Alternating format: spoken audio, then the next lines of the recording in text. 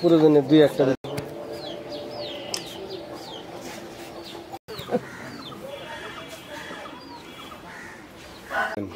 উদ্দেশ্যটা আমার স্বামীর মৃত্যুর পর কিছু জমা জমি পাইছিলাম।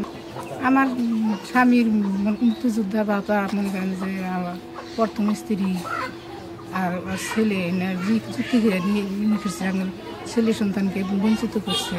আর অনুরোধ আপনারা সরকারিভাবে এই করে আমার নিজ বিচারটা দিলেন। আজকের সম্মেলনের উদ্দেশ্য হয়েছে আমার আব্বা বীর মুক্তিযোদ্ধা মানে ভাওতা নিয়ে ভাওতা আমার ওই যে সৎ ভাইয়েরা খাচ্ছে এটা দিচ্ছে না আমাকে, কিন্তু এর আগে জমা জমি সব পাইছি আমরা। দাদা পয়সা থাকতে জমি জমা সব তিনি ভাগ করে দিয়ে গেছে, কিন্তু আমার দাদা মরার পর নতুন এই যে 2022 সালে আমার আব্বা মুক্তিযোদ্ধা গেজেট পাস হয়েছে, এটা নিয়ে ওরা মনে করেন দেয় না। মানে এই মুক্তিযোদ্ধা গেজেট থেকে বঞ্চিত করছে। আমার দাদা পয়সা থাকলে মরহুম সলিমউদ্দিন পয়সা থাকবে, কিন্তু এটা পারতো না। কিন্তু আমার দাদা নাই, কিন্তু এই যে আমার কাকা করে বলি, ওরা ভয় ভিত্তি দেয় আমার এই কাকা সব সময়, মানে ওদের পাশে দোকানদারি করে। দাবি কি? আমার দাবি এটা ন্যায্য অধিকার যেন আমি পাই।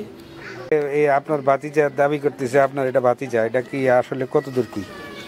সব ঠিক আছে, সব ঠিক আছে, সব ঠিক আছে। আমি তো এই মর্মে একটা ওয়ারিশ সনদে আমি স্বাক্ষর করে দিয়েছি। আচ্ছা, এই যে মুক্তিযোদ্ধার থেকে যে পাবে বঞ্চিত করছে এই বিষয়ে কি আপনি? বঞ্চিত করছে আমি শুনছি যে এটা তারা ভুল করছে, এটা তাদের ঠিক হয় নাই। তার অংশ সে পায়, এটা তার ন্যায্য হিসেবে সে পাবে, তাকে দেওয়া উচিত।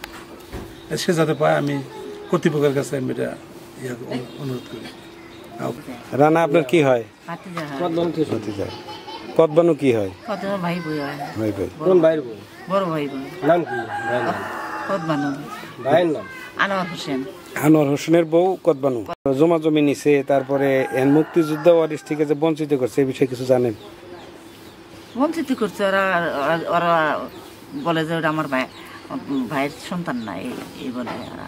আমরা বলি আমার ভাইয়ের সন্তান, আমরা দেখছি, হইতে দেখছি, পেটে দেখছি, ওই বাড়ি থাকছে, সবকিছু আমরা দেখছি। ও নিজে বিয়ে পড়াইছে, এই যে সাক্ষী আছে কাকা।